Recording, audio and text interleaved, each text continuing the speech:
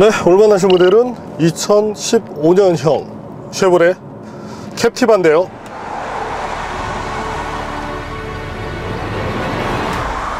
경쟁 모델인 산타페 그리고 소렌토가 출시된 시점이기 때문에 현 시점에서의 캡티바의 경쟁력이 상당히 궁금합니다.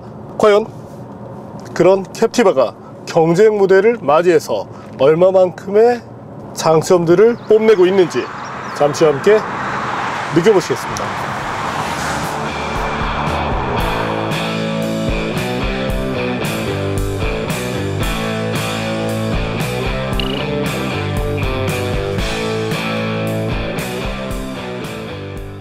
현재 보시는 캡티바는 2006년 7월에 출시된 윈스톰을 기초로 하고 있습니다.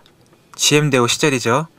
이후 2011년 쉐보레 브랜드 런칭과 함께 캡티바로 페이스리프트된 이후 현재까지 이어지고 있습니다. 2013년에는 범퍼 등 디자인을 소폭 개선시켰고요. 현재는 탑재 사양을 추가시켜서 2015년형으로 판매되고 있습니다. 디자인 측면에서 변화된 부분은 없습니다. 헤드램프와 그릴의 조화는 여전히 독특하네요. 눈에 보이지 않지만 차음 윈드실드 구조를 통해 방음에 신경을 쓰기도 했습니다. 후면부에는 램프와 범퍼류가 변경됐음에도 윈스톰 느낌은 여전합니다.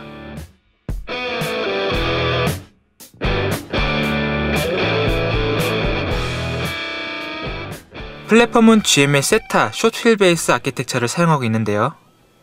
2002년에 처음 개발됐고 이제는 캡티바만 유일하게 사용하고 있습니다. 한국, 유럽, 호주 신차 안전도 평가에서 별 5개를 받았다고 강조하고 있는데요. 유럽과 호주는 2011년, 한국은 2013년 테스트 결과라는 점을 알아두실 필요가 있겠습니다.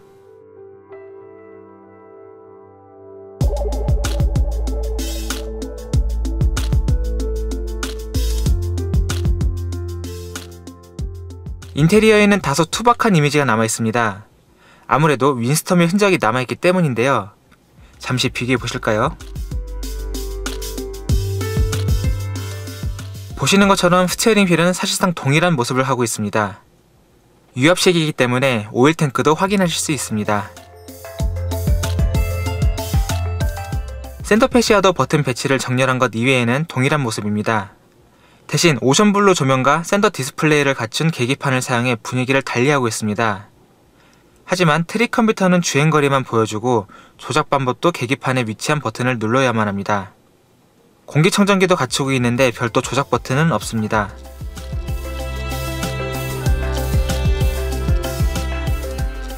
시트는 3열 시트를 갖춘 7인승이 기본입니다. 5인승을 선택하려면 2.2L 4륜 모델을 선택해야 합니다. 1열과 2열 시트에는 열선이 내장됐지만 통풍 기능은 없습니다. 뒷좌석의 경우 공간도 충분하면서 바닥도 평평하기 때문에 공간적인 아쉬움은 없습니다. 3열 시트는 유아를 위한 보조석의 개념으로 접근하셔야 할 것 같고요. 운전석 전동 시트는 3,100만원이 넘는 LT 프리미엄 사양부터 적용된다는 점은 다소 아쉬운 부분입니다. 현재 시판 중인 캡티바는 기본형 2,741만원부터 3,507만원까지 가격대가 다양한데요. 테스트 차량은 전륜 LT 프리미엄 모델로 내비게이션과 썬루프, 하이패스 루밀러가 추가되면서 총 3,310만원의 가격을 갖습니다.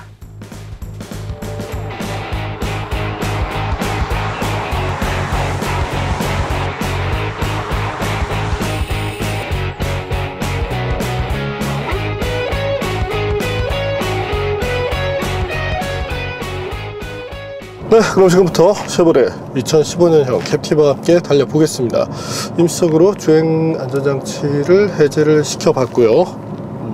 매뉴얼 모드 또한 D레인지를 오가면서 주행을 한번 해보겠습니다.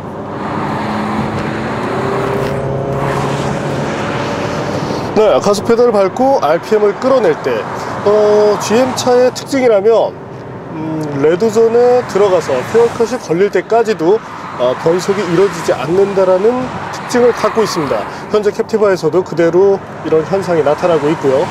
물론 이와 같은 점은 특징일 뿐이지 단점이 되진 않습니다. 엔진은 2리터 스펙이고 163마력의 최고 출력을 갖고 있죠. 최대 토크는 41kgm인데요. 수치적으로 봤을 때 그렇게 뭐 처진다라는 느낌은 보여주고 있지 않습니다. 우선 계측기에서의 성능도 한번 점검해 보실까요?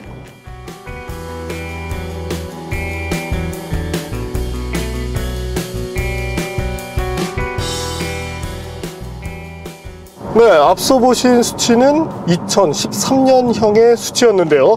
실질적으로 파워트레인의 변화가 없기 때문에 동일한 정도의 성능이 나온다고 이해를 하시면 됩니다.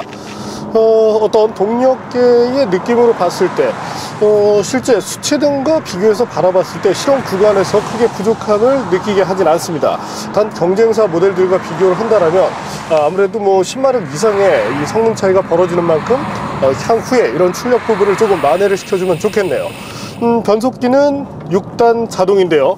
현재는 젠2 변속기가 얹히고 있죠. 사실상 초기형 모델의 경우는 약간의 변속 쇼크라든지 또한 변속기의 반응 자체가 조금 늦었습니다. 반면 현재 젠2로 오면서는 그와 같은 아쉬움을 잠재우면서 전반적인 완성도를 조금 더 끌어올렸다고 할 수 있게 되죠. 때문에 파워트레인에 대한 어떤 그 구성에서의 아쉬움은 크지 않습니다. 네, 이와 같은 파워트레인을 기반으로 한 가속 성능에 대해서 한번 알아보겠습니다.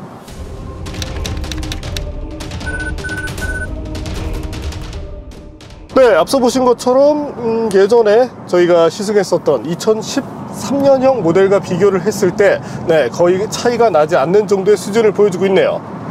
무엇보다 그 캡티바를 타면서 마음에 드는 부분이 있다면 아무래도 이제 차체 쪽에서의 반응 또한 핸들링인데요. 실질적으로 핸들링만 놓고 본다라면 여전히 고급 최고 수준의 경쟁력을 자랑한다고 할 수 있게 됩니다.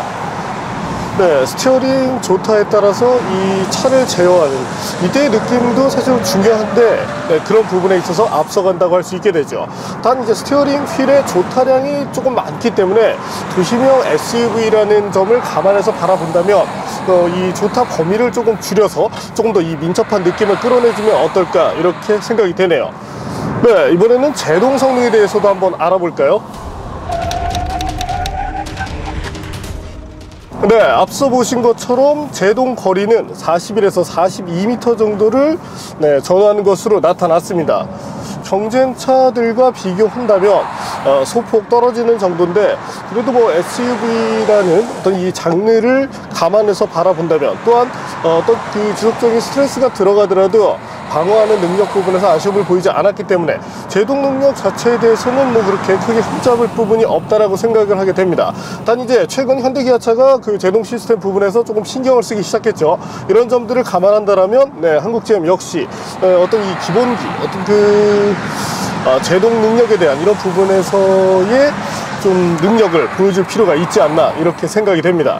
어쨌든 현 시점에서 보더라도 주행 감각 부분에 있어서만큼은 좋은 면모를 보여주고 있는 것이 캡티바라고 할 수 있겠습니다.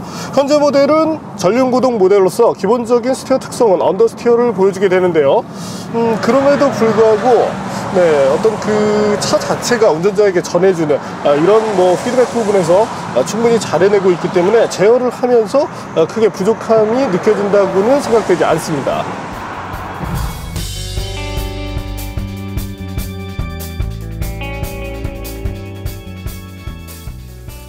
반면에 뭐 좀 아쉬운 부분을 조금 꼽아보자면 실내에 이렇게 타고 운전을 하고 있을 때 제가 지금 몇 년도를 살고 있는지에 대해서 착각을 하게 됩니다. 다른 모델에 없는 쉐보레 캡티바에만 있는 이런 부가적인 기능 때문인데요. 저희 팀에서는 농담으로 회춘 기능이라고 부르고 있습니다.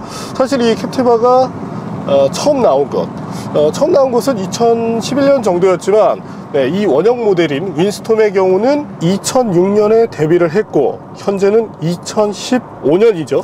만으로 지금 9년 정도고 내년이 되면 이제 만으로 꼬박 이제 10년을 다 채우게 되는데 통상적으로 자동차 제조사들이 어떤 그 페이스리프트 모델을 내놓고 풀 체인지된 모델을 내놓기까지 걸리는 시간이 통상 한 6년 정도를 전후하게 되는데, 네, 정말 대단한 그런 그 장수 능력을 보여주고 있는 것이 캡티바라고 할 수 있겠습니다. 따라서 저도 뭐 과거 윈스톰을 타봤지만 마치 지금 그때와 같은 이런 느낌을 준다는 점, 네, 이처럼 이제 네, 과거에 대해서 한 번 더 이렇게 좀 그 추억을 되새길 수 있게 만들어준다는 점, 바로 캡티바가 보여주는 최고의 장점이라고 할 수 있겠습니다. 어떤 이 실내 구성을 놓고 본다라면 그런 느낌이 좀 더 강하죠. 앞서 이제 설명이 나왔었지만 윈스톰과 비교를 했을 때, 네, 뭐 거의 달라진 점이 없습니다. 좀 너무하죠? 이와 같은 모델들을 이제 소위 시장에서는 사골 모델이라고 부르는데, 네, 대표적인 것이 지금 쉐보레 캡티바, 또한 쌍용의 렉스턴, 그 밖에도 뭐 기아의 모하비를 비롯해서 현대 베라크루즈 등을 꼽을 수 있게 되죠. 일부 모델은 이제 곧 단종될 예정이기도 한데요.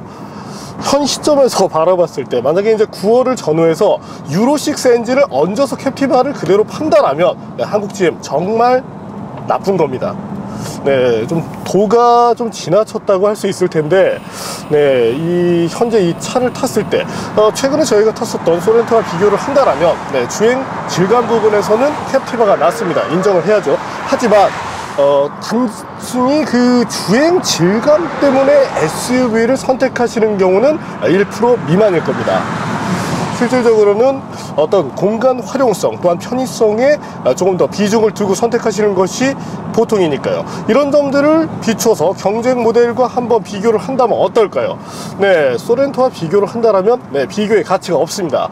저희가 지난번 시승했었던 소렌토 2.2 모델의 경우가 가격이 3,300만원 정도였었는데요. 현재 저희가 타고 있는 이 캡티바 2.0 네, LT 프리미엄, LTG도 아니죠. LT 프리미엄의 경우가 2위 옵션을 포함해서 3,300만원이 넘어가고 있습니다. 상당히 놀랍죠. 어떤 기능적인 부분으로 봤을 때, 특히나 현재처럼 이제 좀 날씨가 더워졌을 때 통풍 시트 등이 있으면 정말 좋은데, 사실 지금 이렇게 좀 땀을 흘리고 있습니다. 아무래도 통풍 시트가 있다면 도움이 되겠죠. 네, 타사 모델에는 있지만 캡티바에 없는, 네, 이런 기능들, 네, 좀 한번 생각할 필요가 있겠습니다.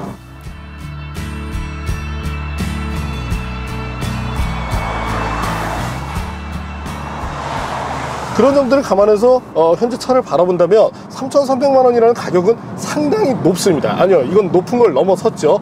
이런 점들을 감안해서 저희가 오토뷰의 이 아웃프라이스를 제시를 한다라면, 네, 이 차의 가치는 2,500만원이면 충분하다고 생각이 됩니다. 사실상 차체가 작지만 물론 그렇기 때문에 이제 실내 공간이 조금 부족하긴 한데, 트랙스와 이 두 가지 모델을 놓고 구입을 해야 한다면, 물론 큰 유모차를 싣기 위한 그런 용도가 아니라 일상적으로 이용할 수 있는 승용차의 용도로 접근한다라면, 차라리 어떤 뭐 기본적인 부분에서 나은 말리부라든지 SUV라면 차라리 트랙스를 선택하시는 것이 어떠실까, 이렇게 생각이 되네요.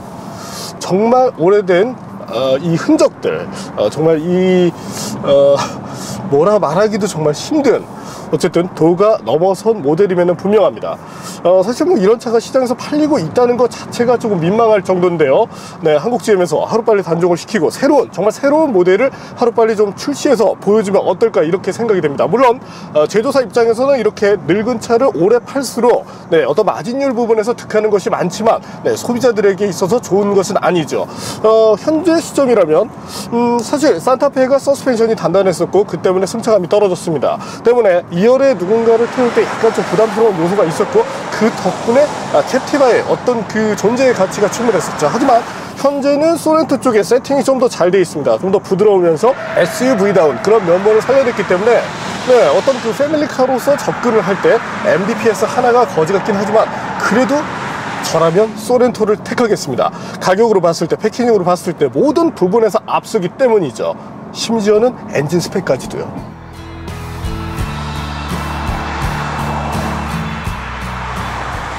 최근 이맘때가 되면 우리 노조분들도 많이 좀 바쁘시죠. 회사와, 네, 뭐 임단협도 이제 해야 되고, 뭐 아무래도 이제 뭐 요구하시는 것들이 많을 겁니다. 물론 제가 상관할 바는 아닙니다. 하지만 단순하게 그냥 우리 밥거리만 더 줘, 우리 생산 물량 더 줘, 이렇게 요구하기 이전에 그보다 중요한 내수 시장의 활성화를 위해서 정말 제대로 된 차를 요구하는 것이 더 맞지 않을까, 이렇게 생각이 됩니다. 네, 이 센터페시아 디자인 한번 보셨나요? 이걸 조립하면서 무슨 생각이 드셨는지 한번 여쭤보고 싶습니다. 소렌토나 산타페 것을 한번 보시죠. 그래도 캡티바의 것이 더 낫다고 생각이 되시나요? 더 좋은 상품으로 하여금 소비자들에게 인정을 받고 그로써 더 많은 물량을 확보해 가시는 것이 오히려 노조로서 요구해야 될 그런 내용이 아닐까, 이렇게 생각이 됩니다. 또한 수입차가 됐던 무엇이 됐던 더 좋은 모델을 빨리 가져와서 쉐보레 브랜드에 대한 그 가치를 올릴 필요가 있습니다. 한국 소비자들 막연하게 현대 기아가 가장 기술이 뛰어나다라고 생각을 합니다. GM하고 비교를 한다면 어떨까요? 실질적으로 GM이 훨씬 앞서 있습니다. 국내에서 판매되는 고만고만한 차들만 보게 되니까 GM이 우스워 보이는 거죠. 하지만 실질적으로 정말 다양한 장르의 차를 만들어 갖고 실제 기술의 축적도 역시도 높습니다. 왜 그런 모델들을 선보여 주지 않는지 한편으로는 정말 답답하네요. 저희 역시도 사실은 쉐보레 모델들을 시승할 때 많은 칭찬을 해왔었습니다.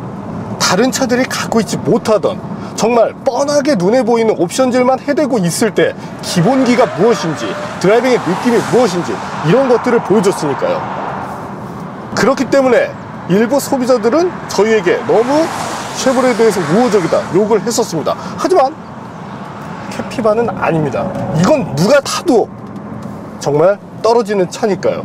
네, 한국 GM이 하루빨리 분발해서 정말 좋은 차들을 더 많이 만들어주기를 희망합니다.